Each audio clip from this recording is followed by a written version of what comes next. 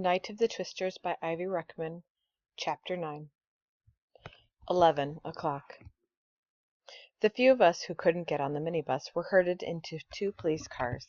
The only person not cooperating was a man we'd seen dazed in the middle of the street. He was totally out of it, just as we thought. We watched as two police officers helped him into the car with Ruth Paveleka, her daughter, and the Cornhusker kid. The three of us filled the back seat of the other cop car.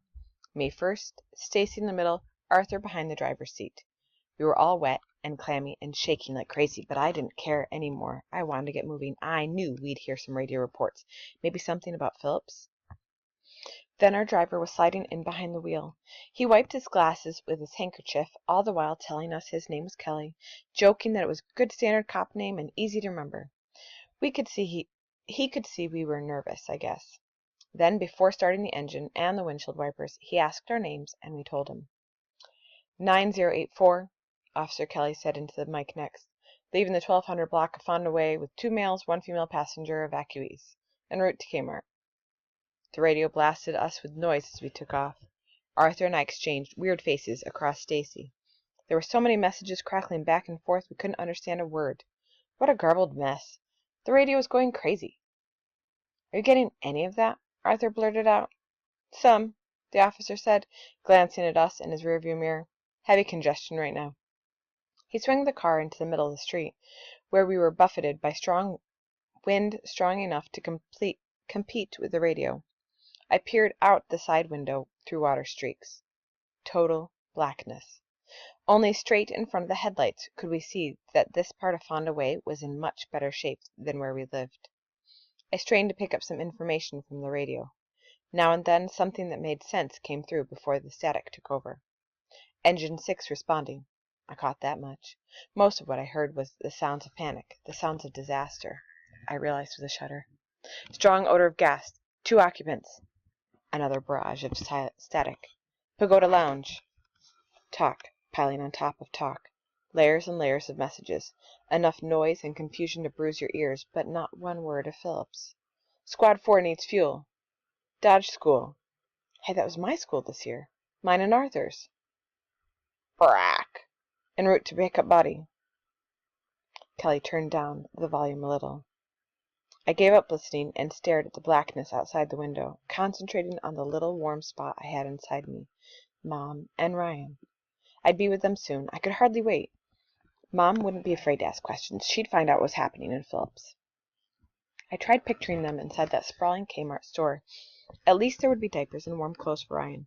I'd seen their boxes of Pampers stacked clear to the ceiling once, and there would be food. But what if I couldn't find them? What if there was such a crowd of people there I couldn't find my mom? I'd been lost once in Kmart, and just remembering it made my heart beat faster. They'd had to announce me on the loudspeaker. 2-year-old boy wearing shorts and a striped t-shirt. Naturally, I was crying when Mom got to me, but not for the reason they thought. I was 3. I had held up 3 fingers, and the lady said I was 2. Attacked by a high-pitched radio whine, I sat up and paid attention. Again. I didn't know exactly where we were, but the street we were on now hadn't been disturbed at all except for some flooding. We had to slow down going through the water, which splashed high alongside the car.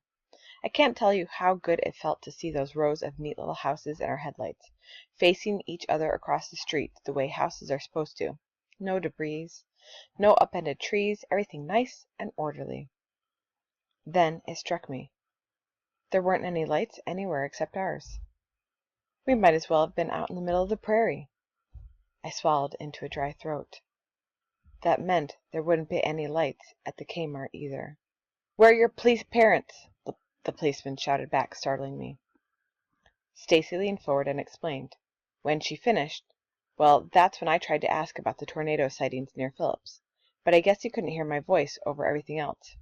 Keep your fingers crossed, he said over his shoulder a minute later. We'll try for the Kmart, but we may not get through. How come? Arthur asked. Officer Kelly removed his hat, shook off the drops, stuck it back on.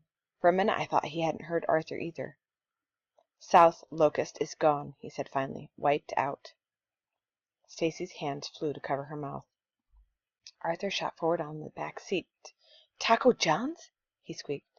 Taco John's and everything else, he said. Both sides of the street. I couldn't believe it. All those stores and restaurants? Drisbeck's, Ramada Inn, the supermarket?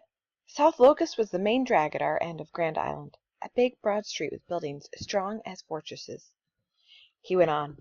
The place looks like a bomb range. Somehow Kmart escaped the worst of it. Like Smiley's, huh, Dan? Arthur said. So Kmart's now the evacuation center. Hold it! Officer Kelly said suddenly, bending to the radio. We all shut up. Struck a second time. What?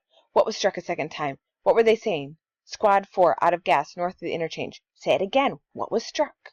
All rescue units. 1401 to Fire Captain. Hastings. Civil Defense. I was straining to sift out the words. Then, children trapped, and Mevis Bowl came through clear as anything. Someone was repeating it over and over. They were calling all rescue units to Mevis Bowl. Mevis. Aunt Goldie. That's where... Suddenly, our driver jammed on the brakes, flipped a Yui that threw Arthur and Stacy hard against me. He had us going the other way before we knew what was happening. I figured we were heading back to the bowling alley until I saw the terror on Kelly's face. Get down, he shouted, now! Our headlights and those of the cars coming at us were swallowed by the blackness. Stay down, he ordered as our siren revved to full blast. Wow, wow, wow, ah. Kelly swung the car around, blocking the one coming toward us. By then we were down between the seats on top of each other. I heard the other car's brakes as it spun around, then the noise from behind us, the same terrifying roar rising and falling in our ears above the siren. Oh, God, please, God. The patrol car jerked forward. It stopped. We began to bounce, up and down, side to side, leaping forward and bouncing at the same time. Stacy's fingers dug into my shoulders. My head banged against the door with every lurch. I bit my tongue so hard I could taste blood. I've got it floorboarded, Kelly shouted, but we're not moving. What I heard next was this frantic voice on the radio. No badge numbers or 10-4s or anything, just this voice laced with panic. Kelly, get the hell out of there.